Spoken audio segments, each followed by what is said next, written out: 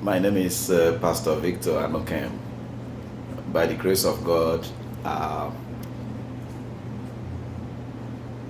have been ministering for 5 years under the wonderful training, equipping, and the supervision of the Moody Church, especially our senior pastor, Dr. Ewen Loser, and the executive pastor, Dr. Bill Bachi, and the missions outreach global missions pastor, Levi Velasco. Just to mention a few. And based on the insight God has given us, we've been able to come this far only to His glory. But one thing has been a burden in our hearts: the next generation. Because the opponents of the true gospel of Jesus Christ have used the word legalism to water down the legacy that God has given us through His Son Jesus Christ. Some of us don't even know what to tell our children about the gospel of Jesus Christ. Even when we say so, we try to have some reservations because we do not want to offend our children by hiding the truth away from them. Then that means that we do not want to set our children free, because they shall know the truth, and the truth shall set them free. I'm not in support of ISIS, nor Boko Haram, or any of the Islamic fundamental or fundamentalism, or whatever you call it, radicals. But they have driven me in person. They have driven me to jealousy, because I am not doing much in terms of evangelism. They are more effective than the evangelicals, including me. How they are able to win the hearts of the youths who, without the approval of the parents, jump into the next flight with the family resources, arrive in Turkey and cross over, paying for the crossover service into Syria to join a militant group that have only promoted terror, a religion of terror, a caliphate of terror, and yet they have been able to effectively win the hearts of the young ones. Looking back into Christianity, we the evangelicals, we cannot even win the generation of the next Christians. We have gone a long way to even ask them to bring in hip-hop, and yet we are still losing them to the streets.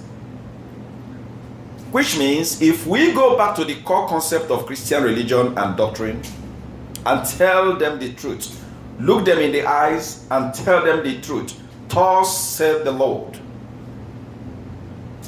that truth shall set them free from the evil influences out there and draw them back to Christ. I might not be convincing you, but right in my heart, this is how I was raised. People who knew my father can call him an extremist. But today, I am enjoying it.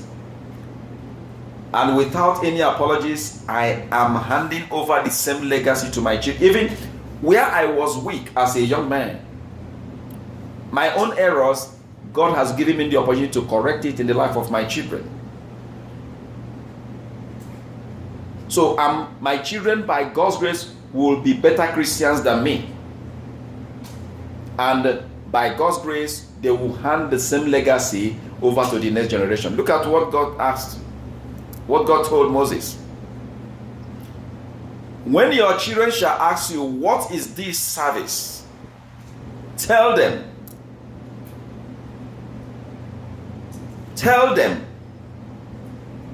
What are we telling our children?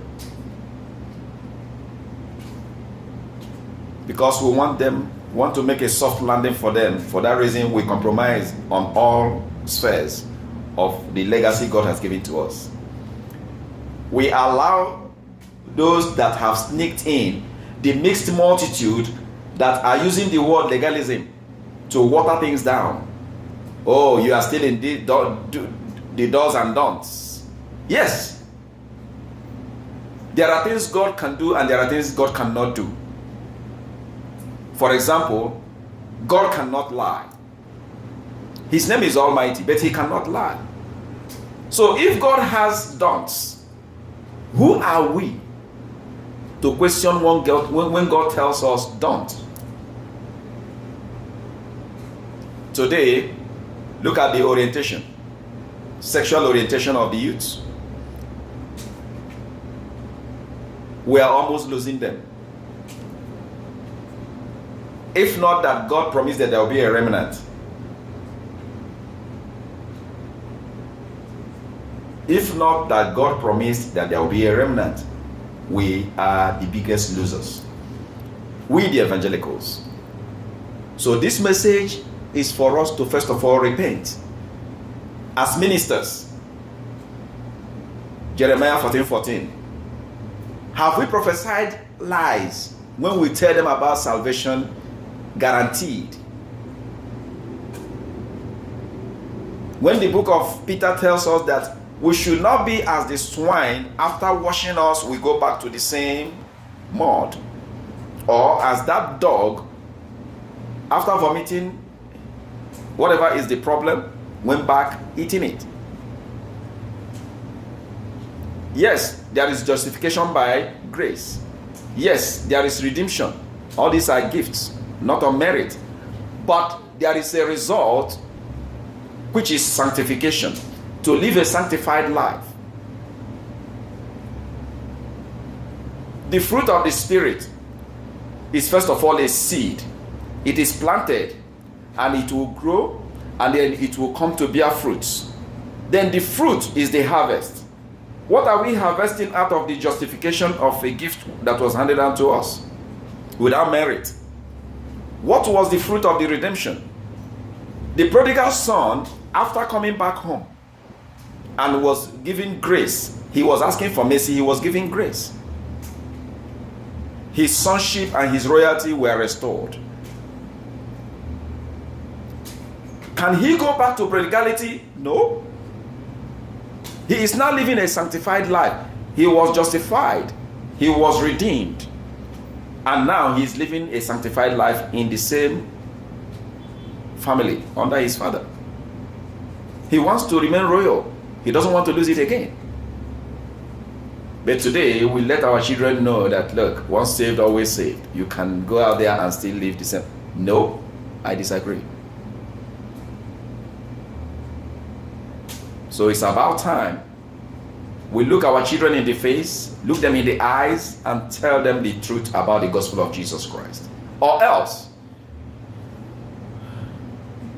must I go and empty-handed to meet Jesus? The answer is, God forbid. The hymn says, are you sure without one soul to meet him? No. By God's grace, our hands will be filled when we meet Jesus. Because we are going to present to him a generation as prophesied in Isaiah chapter 8 verse 18. Here are the children that the Lord has given me. They are for signs and wonders. God bless you.